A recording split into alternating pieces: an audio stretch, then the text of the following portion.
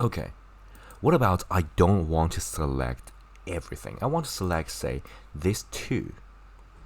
I can click and drag, okay? And if you just want to select this two, click and drag, we can see there is a box here. This is a default box selection tool. And if you look at here, select the box, select items using box selection. Of course, you can use the shortcut Shift spacebar and B, right? Box selection, or you can you can use the W cycle. So basically, you can click and hold. You can see we got these multiple options. We can tweak. We can selection box, select circle, select lasso. Each of these heavily applied in different working environments. So the default and most used, at least for me, is selection box.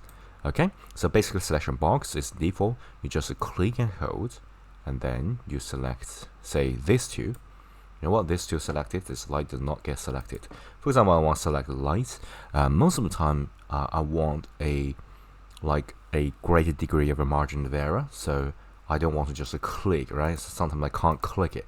But if you click and hold and select, that's a surefire way of doing this.